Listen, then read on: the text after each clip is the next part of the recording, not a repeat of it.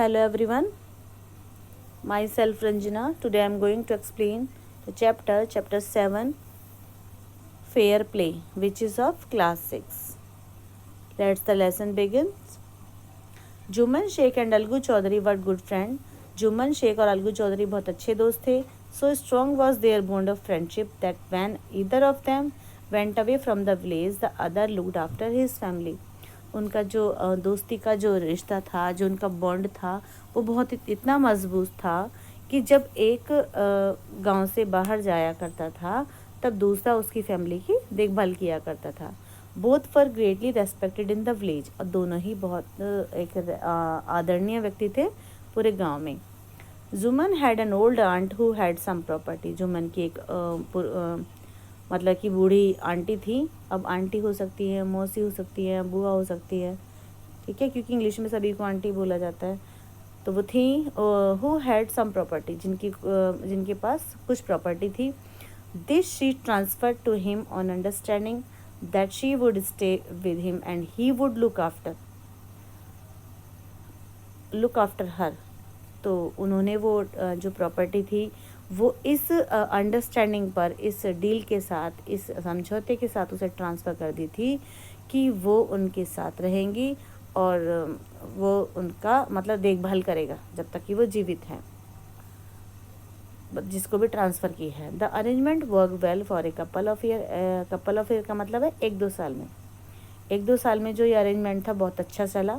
मतलब कि उन्होंने, वो आंटी उनके साथ रहती थी, वो उनकी देखभाल किया करता था. Then the situation change. पर जैसे जैसे सिचुएशन चेंज हुई, Jumman and his family were tired of old relative.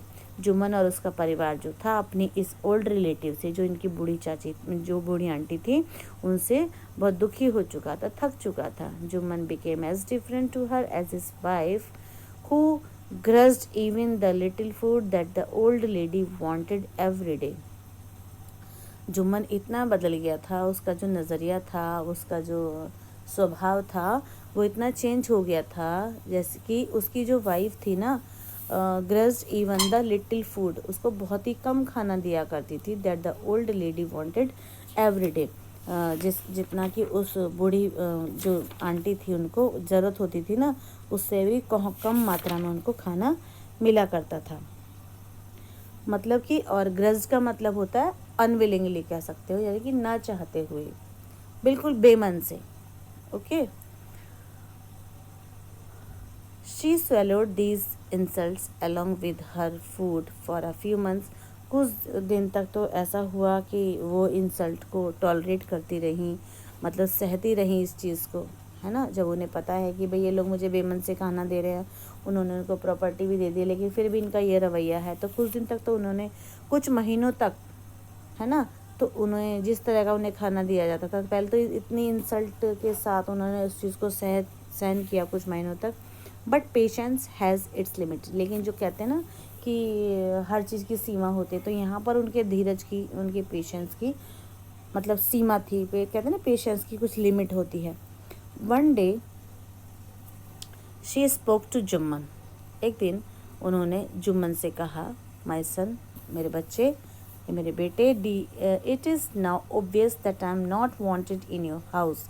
कि क्या कहने का मतलब ये है. तो आंटी ने ये बोला उससे कि बेटा, अब मुझे पता चल चुका है, या मैं थोड़ा सा जान गई हूँ कि I am not wanted in your house, कि अब मतलब मैं तुम्हें अपने घर में नहीं चाहती हूँ. Kindly give me a monthly allowance so that I can set up a separate kitchen. कि मुझे क्या चाहिए, मुझे आप मंथली अलाउंस दो, मुझे मंथली मतलब अपने खाने खर्चे का जो भी उनका रहता है ना, वो पैसे मतलब उनको दो, ताकि I can set up a separate kitchen, ताकि मैं भी अपना एक अलग से किचन सेटअप कर सकूं. ठीक है, मैं भी अलग से अपना खाना बना सकूं. तो अब वो कहते हैं, जुम्मन कहता है, my wife knows best how to run the house. मेरी वाइफ जानती है अच्छी तरह हाउ टू रन, कैसे चलता है, द घर, द हाउस, जो हाउस है वो किस घर को कैसे चला जाता है, मेरी वाइफ बहुत अच्छे से जानती है. बीच पेशेंट. तो अब वो कहता है तुम धैर्य रखो. तो ये उसने सेड जुम्मन शेमलेसली, शेमलेसली होती है बेशर्मी के साथ उसने ऐसा कह दिया। This made this aunt very angry, इससे क्या हुआ, जो उनकी आंट थी, जो बूढ़ी आंटी थी, वो बहुत ही ज़्यादा गुस्सा हो गई। And she decided to take her case to the village panchayat, तो उसने डिसाइड किया अपने केस को ले जाना कहाँ पर, विलेज पंचायत। आपको पता है ना, जो जैसे पुराने टाइम में, अभी का तो खैर इतना नहीं होता है, लेकिन पुराने टाइम में जो भी वो होता था ना, केसेस वगैरह होते थे, कुछ डिस्प्यूट होता था, कुछ वाद विवाद होता था, तो गाँव में पंचायत बैठती थी, ठीक है। तो वही पंचायत जो भी निर्णय करती थी वो सबको मानना होता था। आजकल भी होता है वैसे तो। For many days the old lady was seen talking to the villagers explaining her case and seeking their supports. तो कई दिनों तक क्या हुआ कि वो जो ओल्ड लेडी थी, जो ओल्ड आंटी थी, वो मतलब लोगों से, गांव वालों से बात करती रही और अपने केस को समझाती रही उन्हें, एंड सीकिंग देयर सपोर्ट, और उनका मतलब सपोर्ट चाहती थी वो, है ना। तो इसलिए उन्होंने बहुत सारे मतलब कि जो गाँव वाले थे उनसे अपने केस के बारे में बात की और उनका सपोर्ट लिया। सम sympathized with her, other laughed at her and few other advised her to। तो मतलब ये था, कुछ ने तो उसे सिंपैथी जताई, अरे कहते हैं ना सिंपैथी का मतलब होता है सहानुभूति, अच्छा ऐसा कर रहा है वो, अरे बड़ी गलत बात है ना, कुछ ऐसे सिंपैथी जताई। तो some other laughed at her, कुछ लोग थे जो उस पर हंसे, है ना, and the few other advise her to make it up with her nephew and his wife. कुछ ऐसे लोग थे जिन्होंने जो आंटी थी उनको ये बोला कि अरे कुछ मतलब कोई फ़ायदा नहीं है इस चीज़ से, और अपने जो आपका भतीजा है, भांजा है, उसके साथ रहो, उसको उसकी वाइफ के साथ हंसी खुशी रहो, ठीक है। At last she came to Algu Chaudhary. Finally जो लास्ट में वो क्या करती है, वो अलगू चौधरी के पास आती है एंड स्पोक टू, मुझसे बोला उसने, यू नो तुम जानते हो, यू नो चाची। अब वो अलगू कहता है, यू नो चाची जुम्मन इज़ माई फ्रेंड। तो अलगू कहता है, तुम जानती हो ना चाची कि जुम्मन मेरा बहुत अच्छा दोस्त है। How can I go against him. तो आप बताइए कि मैं उसके खिलाफ़ कैसे जा सकता हूँ। अगेंस्ट का मतलब है खिलाफ या विरोध में, मैं उसका विरोध कैसे कर सकता हूँ, अलगू ने कहा।